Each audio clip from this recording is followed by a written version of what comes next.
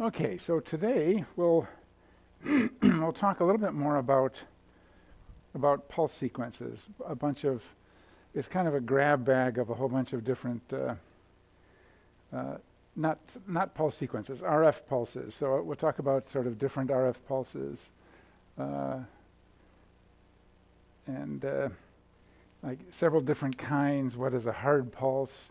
We'll talk about interleaving. Actually, this so RF pulses, different kinds here first. And then we'll talk about what's interleaving, how does that interact with motion, how does slice select interact with motion, what are the kind of pre-scans that are done before, what are the pulse sequences in those, how do you tilt a slice, how do you do fat saturation, so it's kind of a grab bag of things related to the RF pulse. So starting off, one of the things that you sometimes want to do, especially if you're pressed for time, is this is the pulse envelope. So remember, the reason it's an envelope is because inside the envelope is the transmitter making that high frequency center frequency. So it's making a single frequency, but it's varying the amplitude of it in real time as it plays out this RF pulse. So that's the pulse envelope here, and then you Fourier transform that, so you FT that, and so this one is in time. This guy's in time, and what you end up with is something in space. So this is the inverse Fourier transform where we're sorry, not something in space. Something in space because of the width of frequency. So this is basically the frequency spectrum. So that's the frequency spectrum, and so that's frequency, and then what does that correspond to? That corresponds to the slice thickness.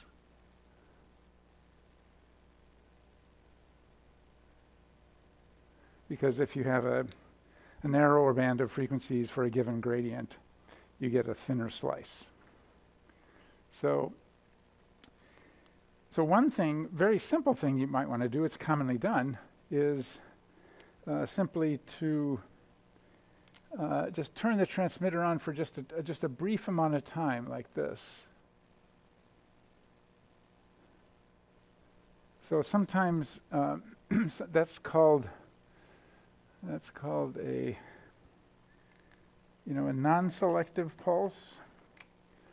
Non-selective pulse, or sometimes it's called a hard pulse.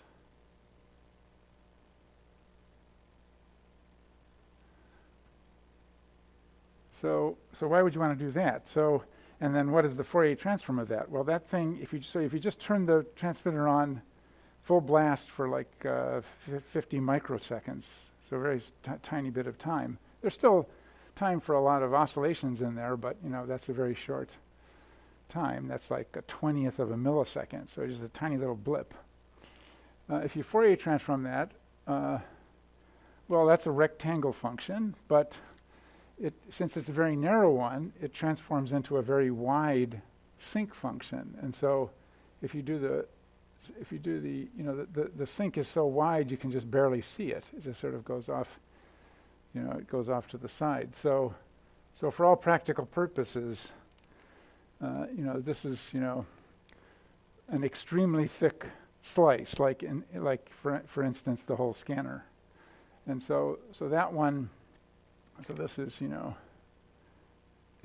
quote unquote everything.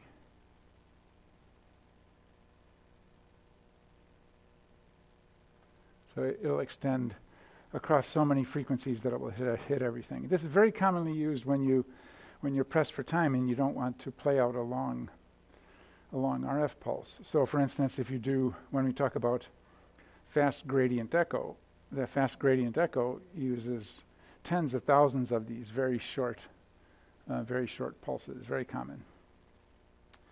So then we talked about the one that we talked about last time, which was the pulse envelope is a sink. So if you make the pulse envelope a sink,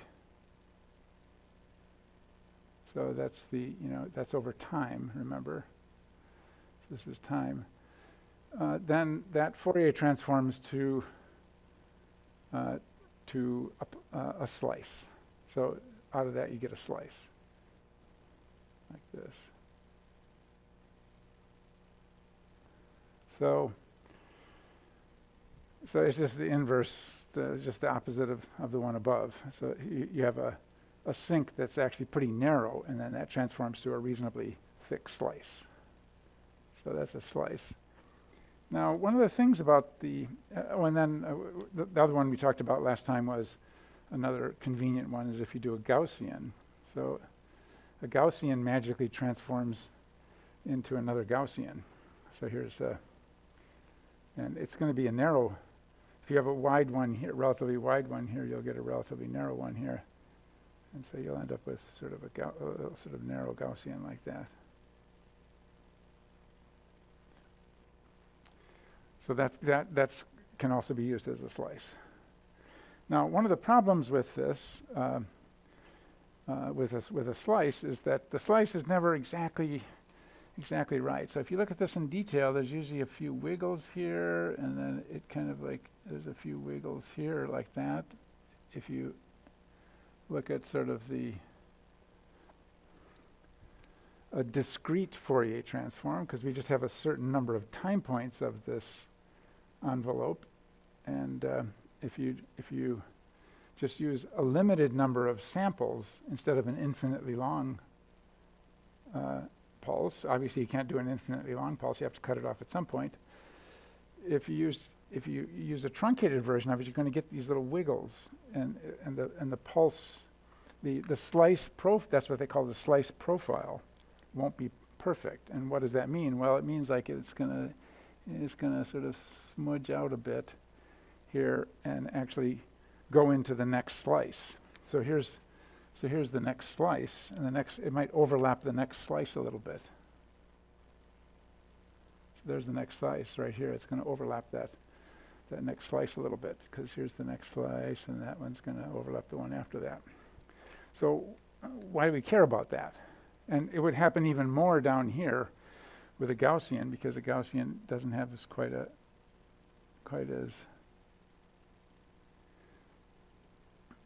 So there's going to be this overlap region right here. So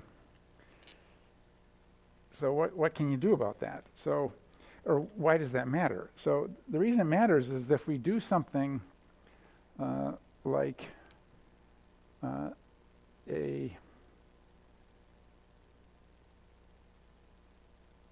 90-degree pulse, what's going to happen is we're going to do what's called saturating the spin. So we'll saturate the spins, and so there'll now be zero longitudinal magnetization. And once you're in that state, it's going to take a couple seconds for the magnetization to regrow.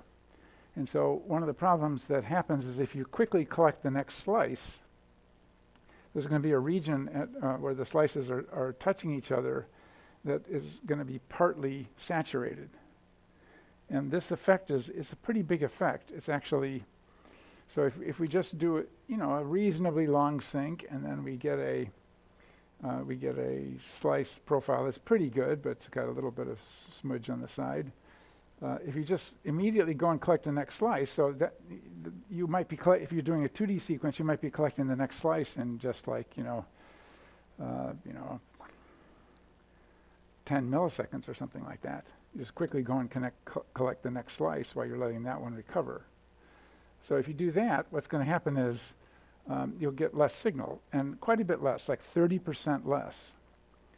And so that's one of the reasons why you do interleaving. So what is interleaving? Interleaving is just very straightforward. You just if you look at the slices like this, you collect this slice, and then you skip a slice, and you collect this slice, and then this one, and then later on, after you've gone all the way through your slices, you come back and then you do the interleaved ones.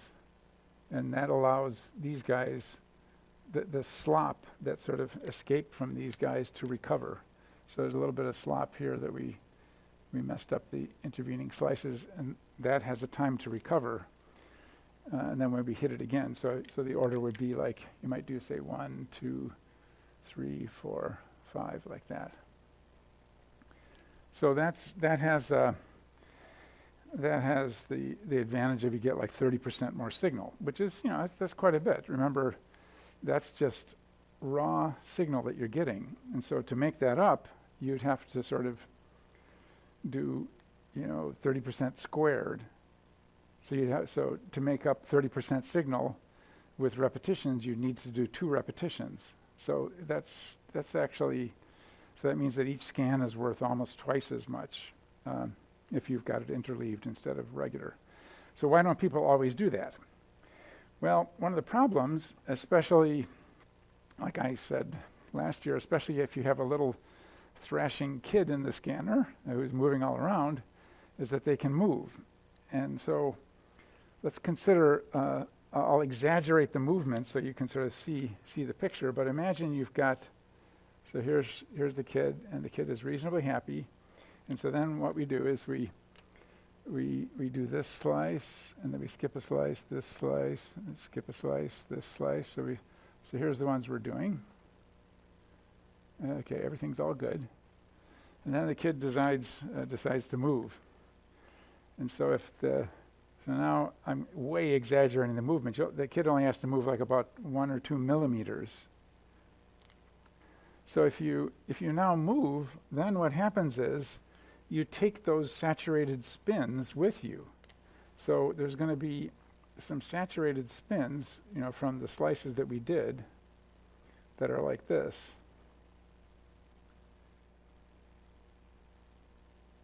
So these guys are recovering. So they've been hit and they're recovering, whereas the ones in between have not been hit, and so they're at full power. So now what do? Well, now we do the interleave slices. And so now we do the interleave slices. And you can see what the problem is. So as we do the interleave slices, they're going to have stripes in them. So, and why is that? Well, it's because this right here, the spins are saturated. Here they're not saturated. So there'll be a big, and that's a big difference, because that's, it could be, 50% brighter or something like that, quite a bit brighter. And so that's obviously going to completely mess up your time series analysis. And it's not something that you can fix afterwards with motion correction. So motion correction will be able to rotate this. So here's time point 1, time point 2.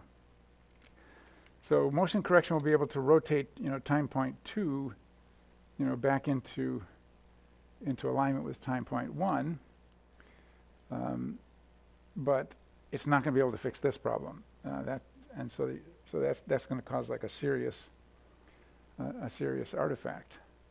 And so what are some of the things that you can do to try to fix that artifact because of the fact that it can't be fixed afterwards? So what are if we just sort of go over what are the main things we can do? So the first thing that we could do would be to, post hoc alignment.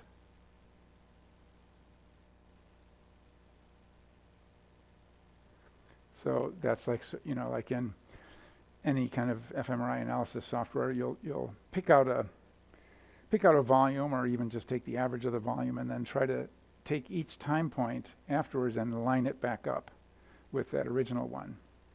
So that's everybody does this always, because you're trying to sort of find activity in the same part of the brain, and it's not uncommon, even if you don't move a lot, it's not uncommon that you'll slowly sink into the pillow. Like the pillow will so there'll be like a little movement like this, that over time, where you just slowly sink back down into the pillow. So so that kind of post hoc alignment, motion correction is, or you might swallow. So you might swallow during there, and so you would swallow and your head would go, and then maybe it wouldn't come back exactly to the same place that it was before you swallowed. So that's the first thing you can do. It's not going to fix this problem. And this problem, you can call this problem like a spin history problem, because you've got to sort of keep track of what you've done to all the different spins, and some of them have been slammed and they've got no longitudinal and they have to regrow. Other ones are fully longitudinal and they're ready to go. So that's the first thing you can do. The second thing you can do, well, there's a lot of different things you can do, but another thing you can do that's slightly better, and we have this on the scanner, is to do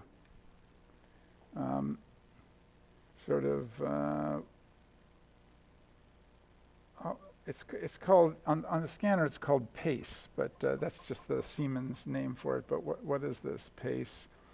I call it one behind. So you can turn this on the scanner, and what this does is it collects a volume. So here's time point 1. So time point 1. And then it collects another volume. And then in the space where it's waiting for the third volume, it actually aligns volume 2 back to 1 very quickly. So you only got a couple milliseconds to do it. So you just take a fast processor, you look at this alignment, put it on top of this one, rotate it, and translate it so that you reduce the error. So basically, align this, align that way. And then you take that alignment and you feed it into the scanner. And then the scanner gradients. So you feed it into the scanner gradients, and then that is used to rotate the gradients. So essentially rotate the slices so that this guy is back in alignment. So time point 3, so there was a motion from time point 1 to time point 2. You figured out what that motion was. You fed it back into the scanner. The scanner rotated the gradients so that time point 3 is now fixed. And that's why you can see it's always one behind. And then you keep doing that for every single slice. So what happens then is the same thing happens here. So here's time point 4, volume 4. And so now what will happen is we align this guy, back to this guy. Let me just put that in. So this guy's been fixed. Remember, the motion from time 1 to time 2 has been fixed in 3. So we align this one back to this one. And then we feed it back into the scanner right in this little time space in between here. Feed it into the scanner hardware. And then in this next, time space here, it fixes slice 5. So that has some advantages. So that can basically sort of in real time sort of fix it's always one behind, but at least it deals with the problem. It deals with some of the spin history problem. It helps out with the spin history problem. The problem is, since you're always one behind, there's still going to be some motion in it. And so usually what happens is the scanner feeds this into a post hoc alignment, because time point 2, there was a movement in time point 2, but it wasn't corrected. It was corrected for time point 3, but time point 2 was still not corrected. And so then you've got to feed it back into this number 1 to essentially fix the one behinds. But there's a bunch of one behinds, because time point 3 there might have been a movement from time point 2 to time point 3, which is now corrected in time point 4, but it's not corrected in time point 3. And so, so you feed it back into this number 1. So, pace, and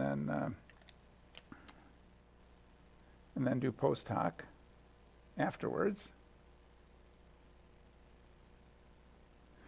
So that's another way you can do it. But you can imagine, wouldn't it be better if we could actually do it essentially in real time? And so there's several different ways of doing that. So one way that we have set up is a video method. So one thing, so instead of always being one behind, what you could do is you could record some, video of markers. So if you put some small markers on the person's head, on some part of the head that doesn't move, like the bridge of the nose, and the latest thing we're working on is some kind of goggle system, little eyeglass system. So you put some eyeglasses on that are sort of stabilized, touching a lot of the head, and then with 2 little markers on them.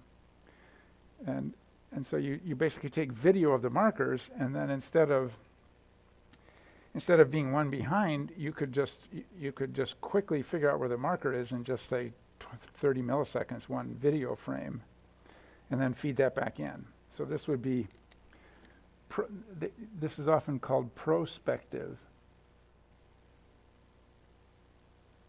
because it's actually sort of doing it, it's doing it sort of before you collect the data, and so that the data is actually good.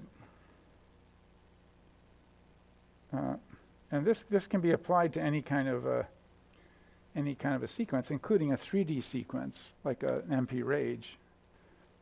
So it's particularly good for a 3D sequence, because with something like what I drew here was kind of like a functional MRI sequence where you've got a whole bunch of volumes.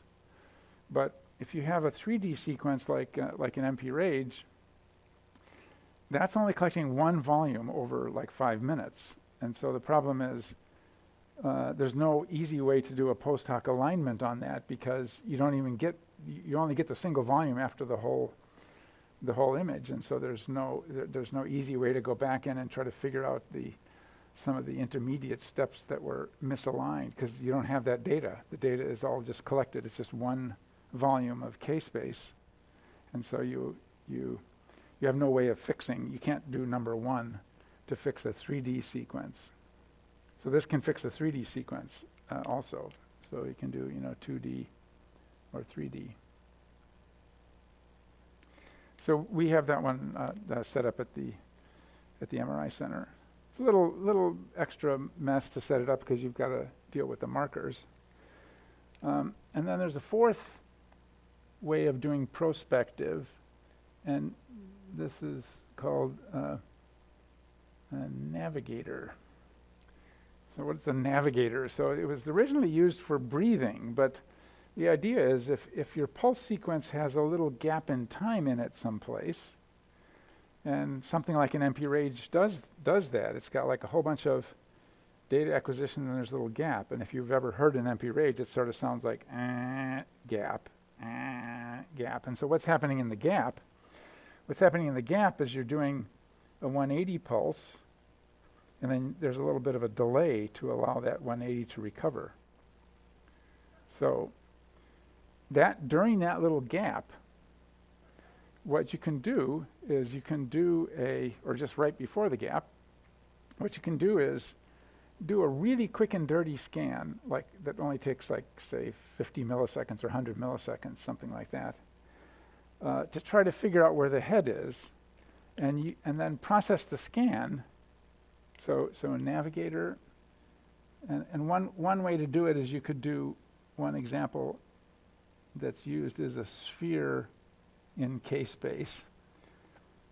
So it turns out, instead of collecting the whole volume of K-space, you just collected a single sphere, which you could do relatively rapidly.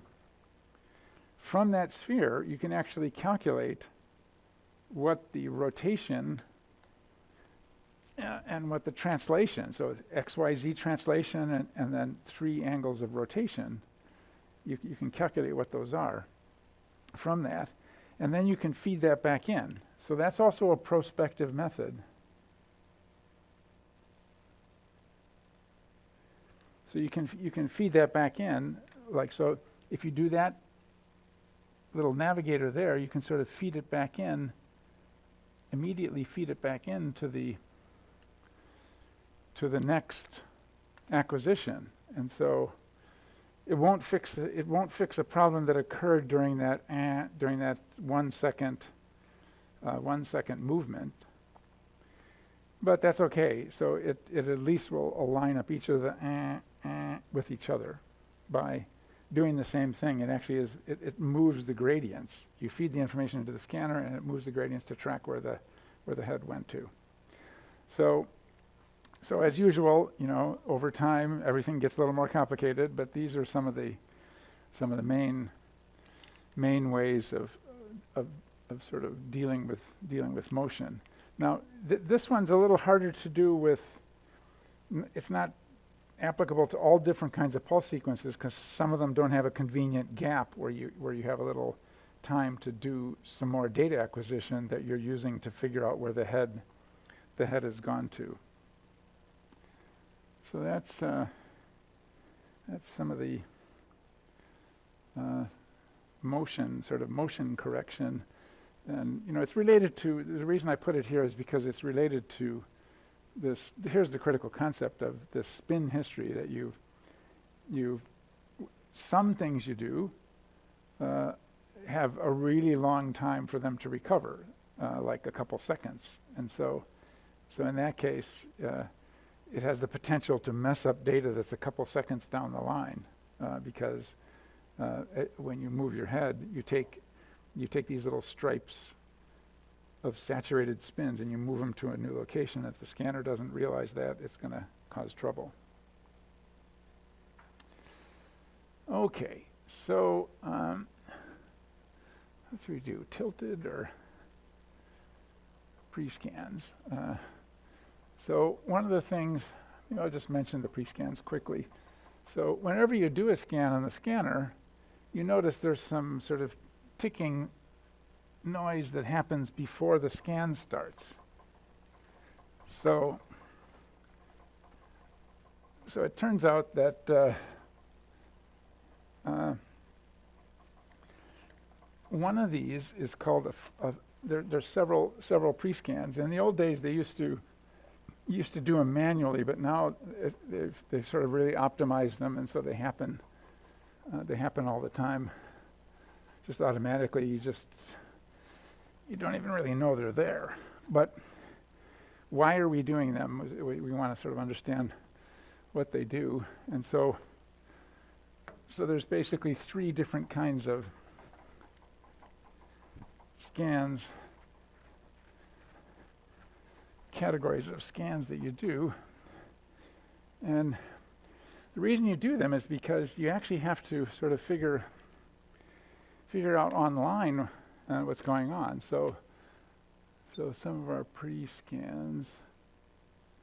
So one kind of pre-scan is a frequency pre-scan. And the reason you do this one is because even though the magnet is superconducting and almost perfect, it's not quite perfect. And so if you plot the B0 over time, what happens is it's very slowly going down. Now, it's going down so slowly that over the space of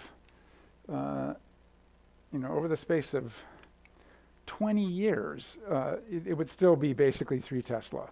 So if you start off at 3 Tesla, it's going to be 2.9, 7 Tesla or 2.95 Tesla. So it's not a big decline. But the whole system of MRI recording depends very accurately on the exact value of that to within like 1 part per million. And so it turns out over the space of a day, there's enough of a decline in the magnetic field to essentially cause the center frequency to go down. And so what the scanner does is before every scan, it figures out what the center frequency is. And how does it do that? It just does a quick and dirty, you hear this little tap. You hear this little, like when you click, go, it just goes, ding, you hear like a little tap. And what is that? Well, that's a hard pulse. And it tries to stimulate everything in the head. So you do a hard pulse.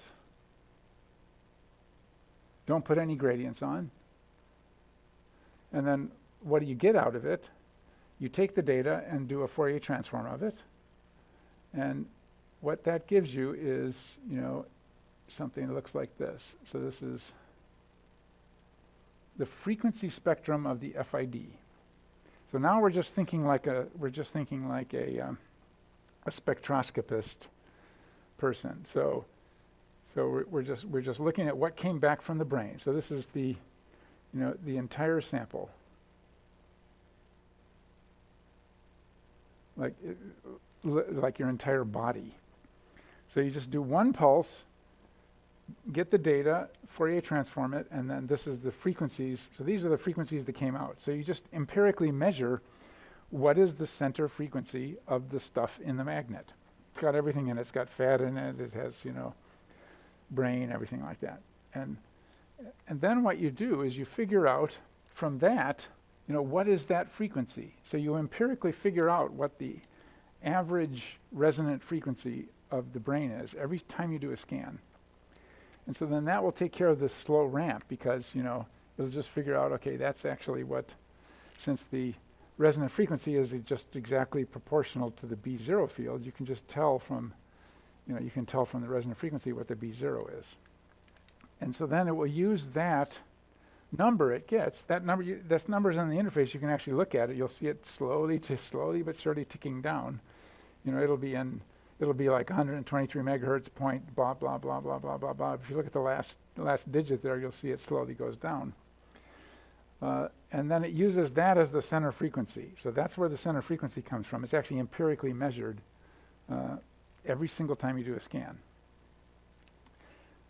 So there's another kind of a scan. You have to sort of figure out how much signal are you going to get back.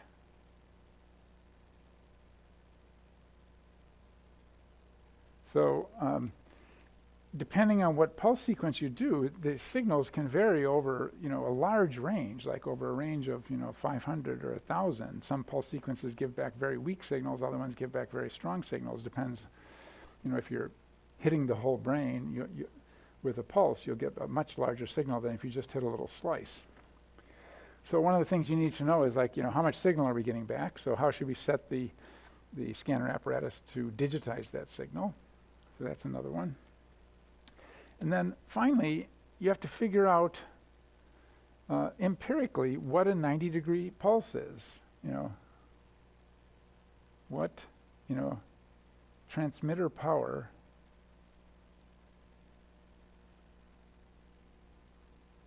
equals 90 degrees. And that's actually that's empirically measured. And one very slow way to measure it is just do a whole bunch of flips. Do a whole bunch of flips, and then just figure out which one has the biggest signal. And the biggest signal will be 90. So just do a bunch of flips like that, and then that didn't work out right. Okay, let's make it go in like that. There we go. So you basically do you just empirically try a bunch of flips, whichever one is the biggest, that counts. Now, of course, that's averaging across the whole sample again, but it's kind of your best guess at what the transmitter power for 90 is. And that's also done every time so that you can figure out what corresponds to a 90-degree pulse. So those are pre-scans that are going to be always done before. Okay, so we talked about tilting slices. So how do you tilt a slice? So you basically do this by basically just adding gradients in. But let's give an example of I have an example of, so here's a sideways head. So I was drawing my alien-like people in the magnet. Okay, so here's somebody in the magnet, and so here's the magnet. So if we do a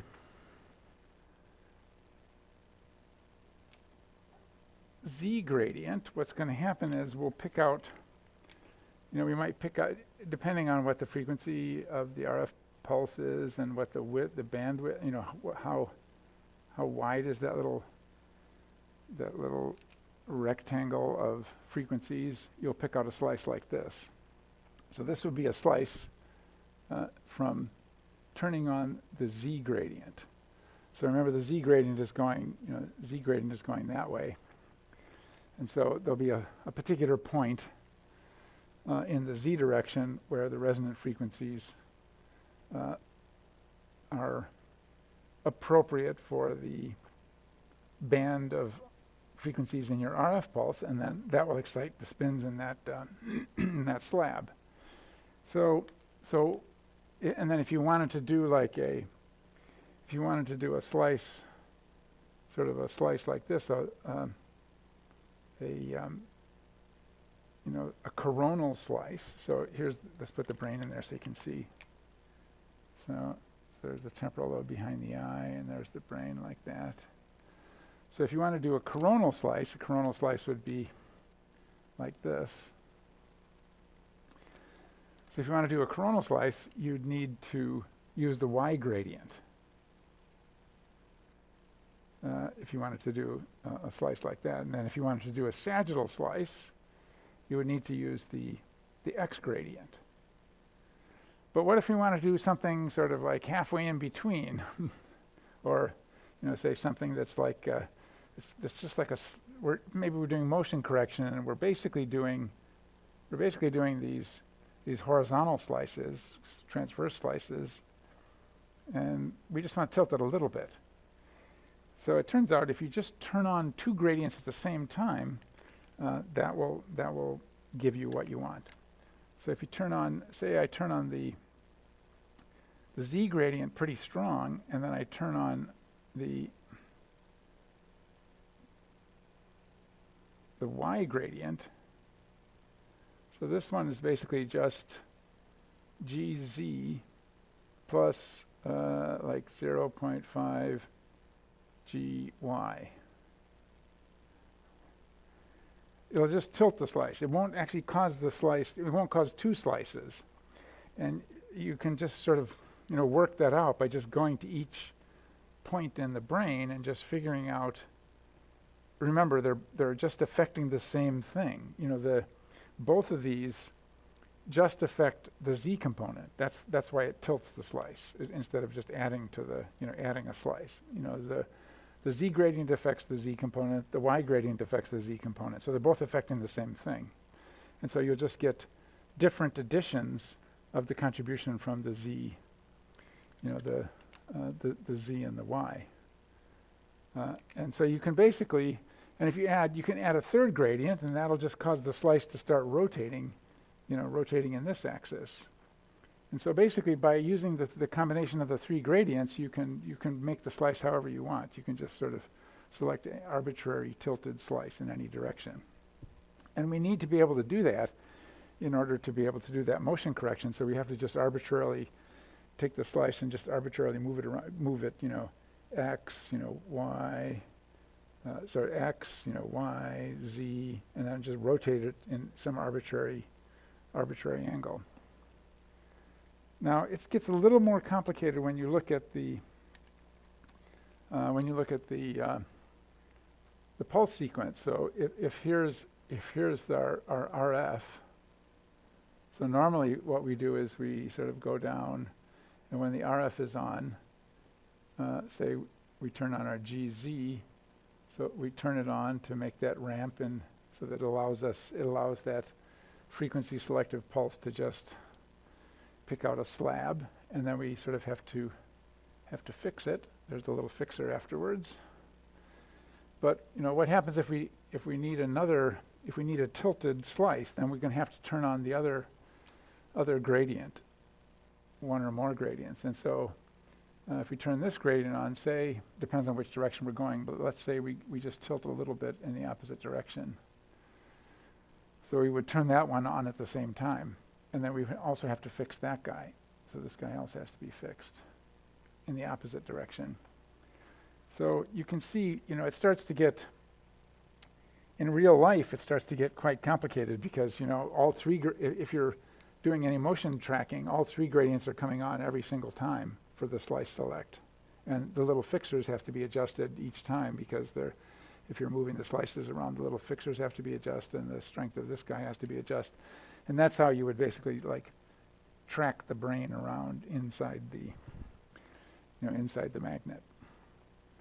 So so that's tilted. So last but not least, we'll talk about fat saturation. So one of the problems that you have is that you actually have chemical shifts in the brain that are different for different kinds of protons. So when we are thinking of how we make an image, well, we'll talk about that big time on Friday when we finally start talking about frequency encoding. When you make an image, the way you make an image is you turn on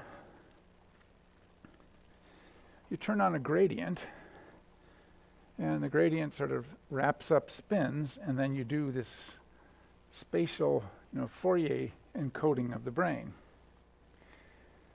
But the problem is you're assuming that your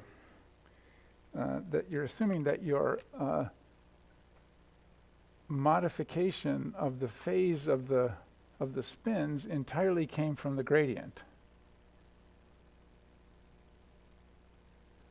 So you're assuming that the gradient did everything. So the problem is you've got different chemicals in there, and it turns out that the protons in fat have a different resonant frequency. Everything has a slightly different resonant frequency than just plain water, but the fat protons have diff resonant freak. So they have a different resonant frequency. Now we're just assuming, so that means if they're resonating in a different frequency, they add phase. They add phase not due to gradients. And our reconstruction is assuming that the phase in the sample only came from the gradients. So how do you fix this? So you fix it by just hammering them. So fix by saturate. Saturate them, then record before they get a chance to recover.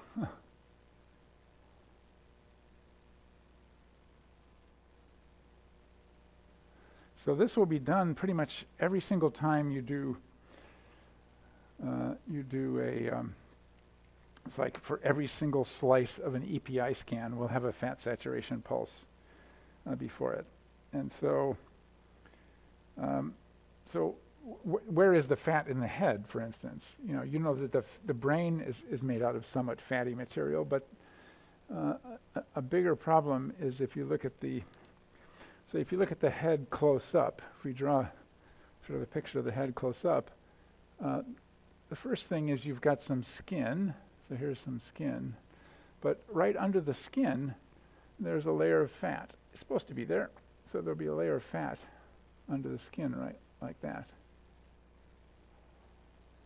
And if you turn off the fat saturation pulse, you can do that. Just turn it off on the scanner. what will happen is, it depends on which slice plane, but what it's going to do is it's going to, and whether you're doing a 2D or a 3D scan, but what it's going to do is it's going to displace that fat. And so you'll see a little halo of the fat displaced a lot, like a centimeter or something like that. So, it's going to be way off. And so even though it came from here, it's going to appear when you reconstruct it because, some phase was added that wasn't due to the gradients and you didn't take it into consideration. It's going to make it appear like outside over here. So that will seriously, if it, on this side of the head it's going to be going that way, but on this side of the head it's going to penetrate into the brain and there'll be like a white stripe on top of the brain. So it's a big effect. So so the idea is we just want to hammer them and then record before they recover. And so what do? Is you do a fat saturation pulse here, and the characteristic of this pulse is that the frequency, you don't want to hit the water. So if you look at the spectrum, if this is frequency, say here's the center frequency where the water is, and say the fat is over here like that. So what you want to do is you want to do an off-resonance pulse. An off-resonance pulse. And it has to be a pretty good pulse because you want to sort of you don't want to mess up the water. So the thing is, if the pulse sort of, if the pulse accidentally goes into the water, it's going to saturate your water spins that you want to actually. So this guy's an off-resonance FatSat pulse, off-res. So you do that one at a different frequency, so that you could do a 90. This is a 90. This is a 90 because we want to get rid of all the transverse magnetization. So that's not the 90. That's frequency. This guy's the 90. So it's a 90-degree pulse, but it's off resonance so that it doesn't damage the water. Then you wait a little while, not too long. So you wait a little while for the transverse magnetization to go away. So MT decay, but no time for recovery.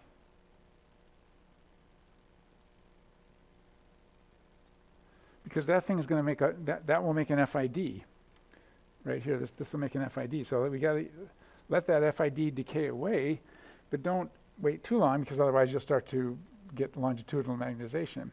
Then you do your regular 90 over here. So here's 90, water 90, and then etc. Then you do the rest of the pulse sequence. So that happens like if you're doing fMRI, every single slice in the fMRI has a fat saturation pulse before it to try to kill that signal from the fat.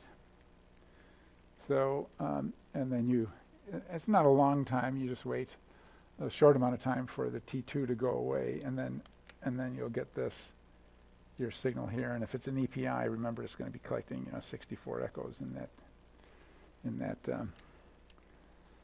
FID. So that's the fat saturation, and then very last, we've still got one more to go. What does it look like when you do a 180 slice select? So these look slightly different. So if you do a 180, so here's a 180. What does the slice select for a 180 look like? It looks slightly different. So you still have to do a slice select for a 180. Remember, a 180 won't generate any transverse because if you flip it all the way down, there's no transverse signal in the best of all possible worlds if it was a perfect 180. But it's not a perfect 180. And so what do you do? So the first thing you do, so here's your slice, select for your 180. There's going to be some transverse afterwards. And so what do? We crush it. And so what does that mean? So what we do is we stamp it out by basically doing this to it. So if we do a sharp little pulse afterwards like that, if there was any transverse generated, we'll kill it. So there shouldn't have been any, but there usually is a little bit. And so when we turn this pulse on, it will rapidly dephase it and get rid of it. And that's all good, but what if we started with some transverse magnetization? You never know. There might have been some transverse magnetization around. In which case, we're going to sort of unbalance things. And so typically what you do is you put a little horn on this side before you start the RF pulse. And so what is that? Why is it up? It's up because the 180 kind of flips things. And so up before a 180 is equivalent to down after a 180. And so this one sort of pre-cancels. It sort of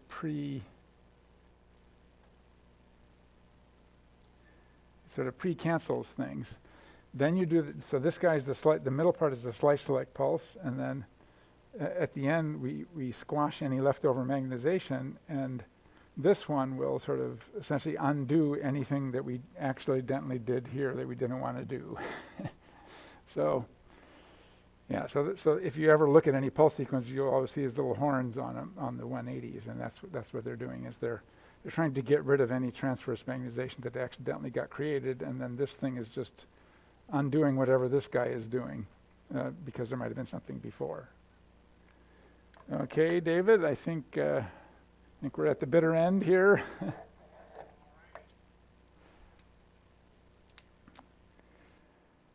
Okay.